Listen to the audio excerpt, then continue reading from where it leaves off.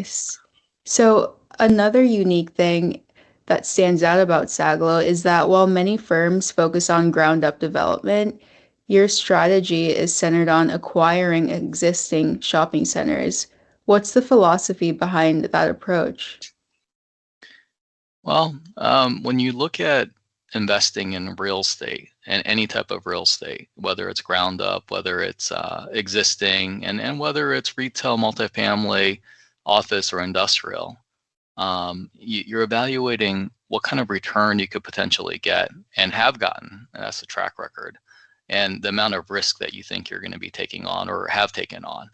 I think that when you're doing ground up development, you're taking on a lot of additional risk, because when you're starting that type of project, you're not seeing any type of income for at least a few years.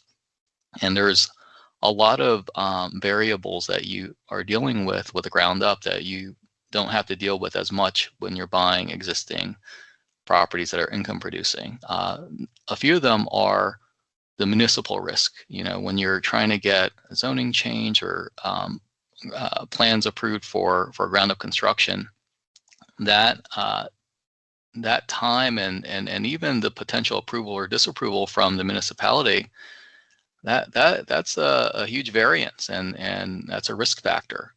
Then and on top of that is the interest rate risk, because when you're doing a ground up, you first have a construction loan, and then when you finish the construction and your tenants are open, you replace that with a permanent loan. And when you're doing your underwriting, you just kind of assume, hey, well, maybe the permanent loan will be 5% or 6%, or maybe it's 7%, but you're kind of guessing. And the amount of time between that underwriting and actually locking in that long-term debt can be years, and it's very hard to predict what the interest rate will be in that time period. In addition to that, then you have inflation risk, which is when you're starting to think about constructing a property, you have a budget that you're working with. But over the period of a few years, and in normal times, inflation's 2-3%. But as we've seen in the last few years, you only have so much control over that. So in some cases, if inflation was very high, you could be constructing for much, much higher than you thought you would. So I think those risks would, if I were to take those on, I'd want to get a much, like a very strong, like maybe twice the return that I would get if I were to just buy an existing property and fix it up and lease it up and increase the NOI.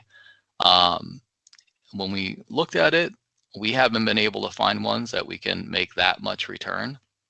So because of that, we haven't done the ground up, and we prefer to do the existing. Plus, when you're buying an existing property and you put your long-term financing on a day one, you start cash flowing right away. And the type of investors that we have really, they invest with us because they enjoy that type of cash flow. 3 months after the fund closes, they're getting checks, right, distributions starting the first quarter of their investment. Yeah, that makes a lot of sense. Many